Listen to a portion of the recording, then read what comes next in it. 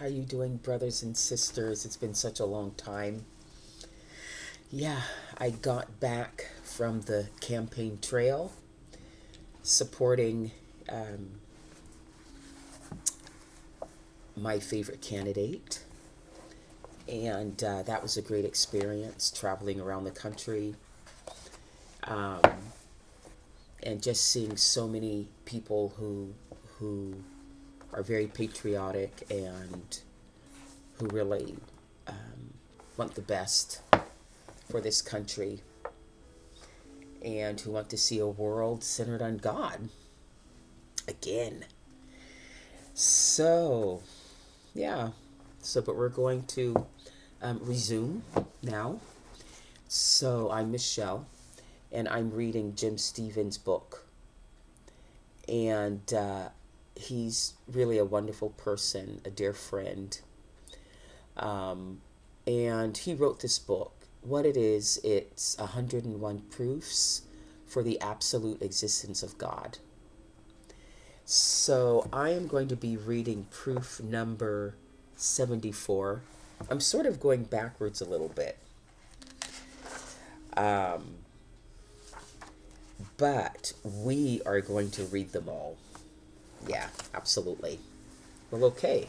So I'm going to be reading the proof for the absolute existence of God. It's proof number 74, and it's called Proteins. All right.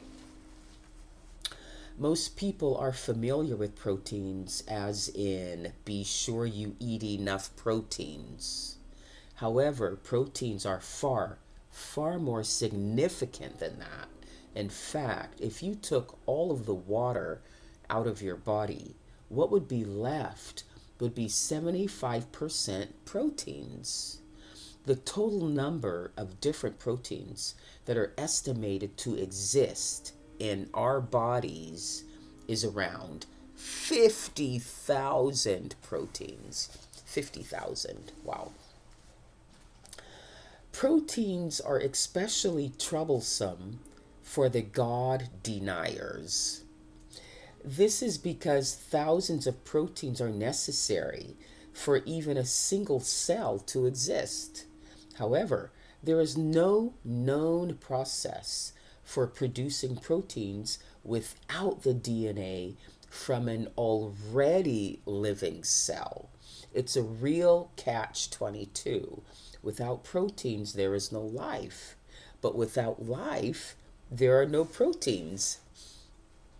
The common bacteria, E. coli, is predicted to have a total of 5,000 organic compounds, of which 3,000 are proteins. The sum of proteins in biological organisms exceeds 10 million, but nobody actually has any accurate count. Proteins are very complicated molecules. If a simple bacteria requires 3,000 in order to live, then it's impossible that a simple bacteria occurred by accident, because you cannot get even one protein by accident, let alone 3,000. It is estimated that our bodies have the ability to generate 2 million different types of proteins. However, the Human Genome Project concluded that there are only 20,000 to 25,000 genes, or this is saying that sections of DNA used to make proteins. So how is this possible? The human body clearly is not using one-to-one coding to make the proteins from genes. Some process way more complex and intelligently designed must be at work. Proteins are made up of amino acids, the building blocks linked together. There are about 20 different amino acids commonly found in plants and animals. A typical protein contains 300 or more of those 20 amino acids. Especially important to note is that each protein has its own specific count and sequence of amino acids. One mistake in the sequence and it doesn't work, or even worse, causes disease. Yeast proteins are on average 466 amino acids long. The largest known proteins are, are a component of the muscle fibers with a total length of almost 27,000 amino acids.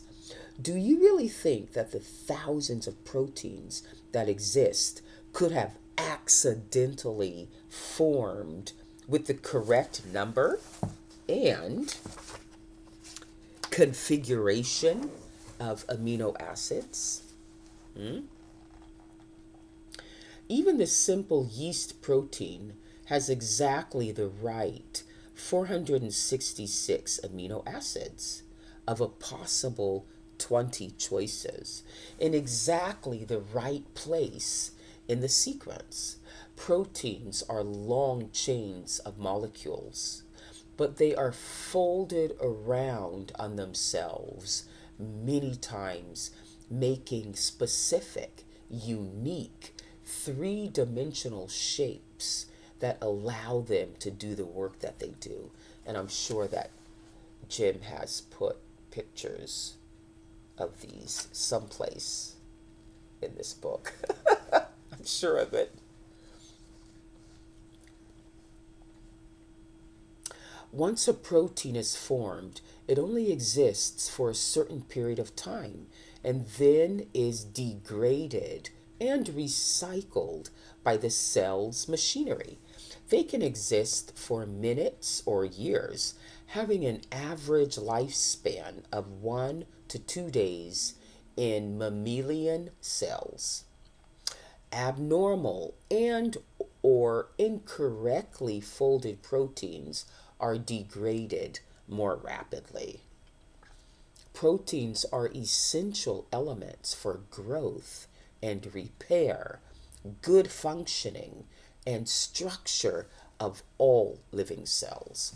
Hormones such as insulin control blood sugar levels. Enzymes are a type of protein crucial for digestion of foods.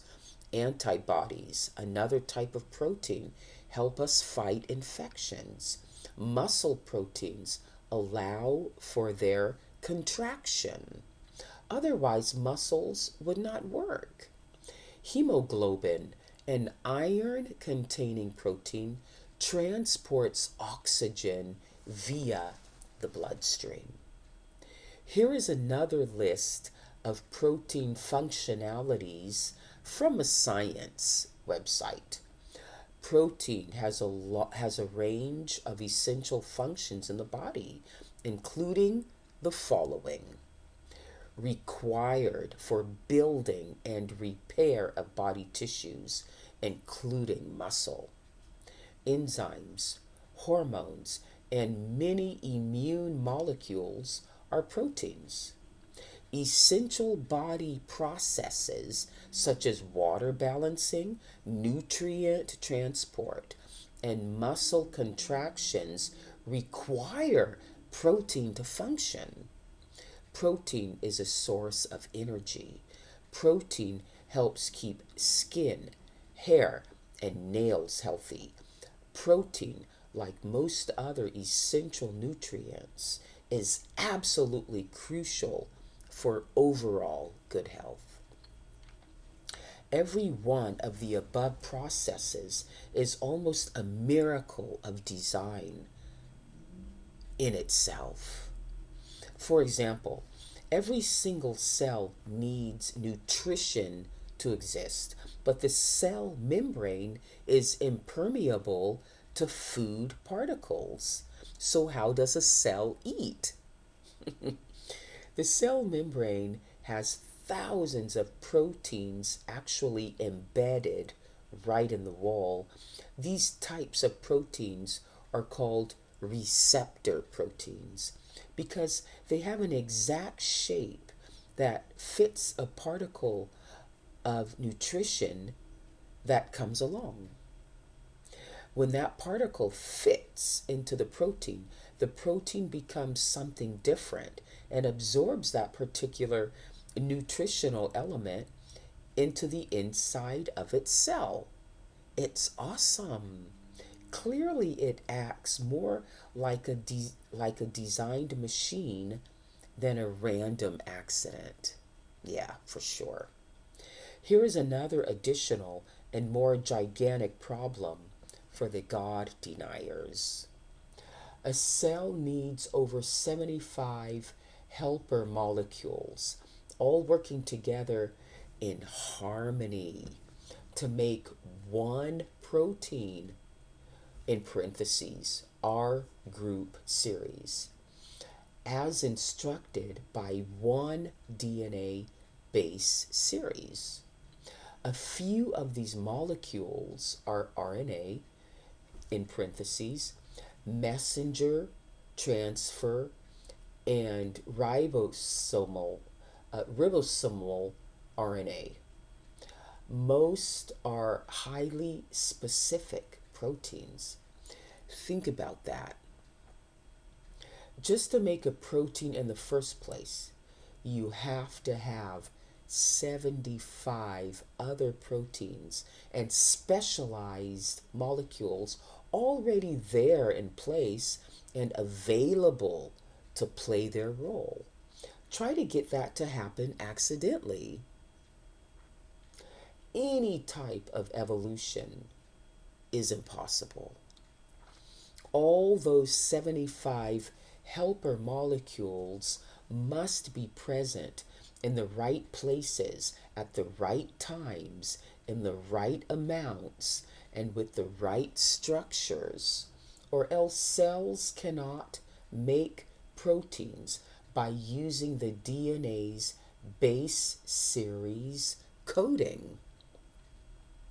If all those requirements are met, then the cell can line up the amino acids at the rate of about 2 per second. It takes a living cell only about 4 minutes to crank out an average protein, 500 amino acids, according to the DNA coded specifications. Wow. Now, I'll give you one more last insurmountable problem for the God deniers concerning proteins. For over 50 years, even aided by the supercomputers of today, researchers have what is called the protein folding problem. They are able to determine easily what is the amino acid sequence inside a long chain protein, but every protein is a folded up 3-dimensional shape. The problem is they have failed to find the location of the instructions for the folding. They can't crack the coding that does the folding. Wow. It does not seem to exist in the physical material realm. Wow. There are all kinds of issues associated with protein folding. Why does the protein fold the way it does? Where are the instructions? That is, where is the code? What is the mechanism for the folding process? How can they fold so fast? Is there any way to predict how they will fold? The ongoing research is getting better at describing what is going on in the mechanism and the orderly arrangement of the molecules. But the big secret that they are not talking about is that this totally exhibits characteristics that had to be designed. It's impossible to have occurred without an intelligent guiding force.